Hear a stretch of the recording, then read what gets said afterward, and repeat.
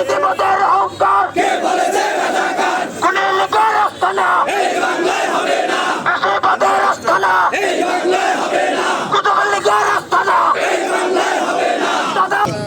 দীর্ঘ 16টি বছর এই আওয়ামী ফ্যাসিস্ট সরকার এদেশের আলেম ওলামা সহ নিরীহ জনসাধারণের উপরে যে প্রশাসন চালিয়েছে তাতে এদেশ এক প্রকার কম্পিত ছিল।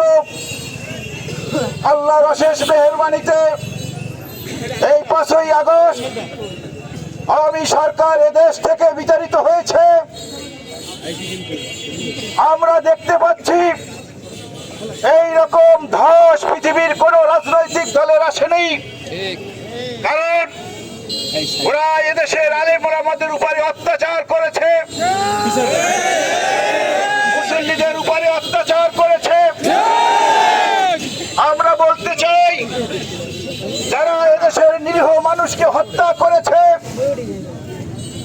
এদেশের শিশু থেকে শুরু করে আমাদের মা বোনদেরকে হত্যা করেছে, ওরা বাংলাদেশের পেট্রোলে চালক সেই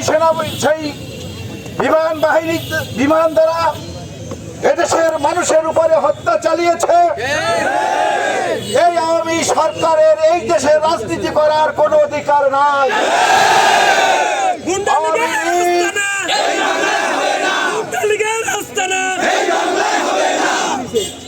আওয়ামী লীগ সহ তাদের অঙ্গ সংগঠন এই বাংলাদেশে আর রাজনীতি করার অধিকার তারা হারিয়েছে।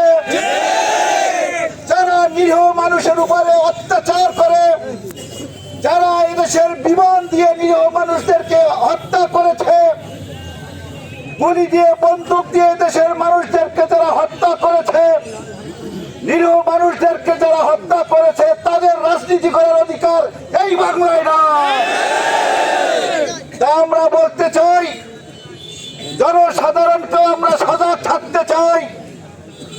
আওয়ামী লীগের কোন কর্মকাণ্ড, আওয়ামী লীগের অঙ্গ সংগঠন ছাত্রলীগ যুবলীগের কোন কর্মকাণ্ড আমরা এই পাথরঘাটায় দেখতে চাই না।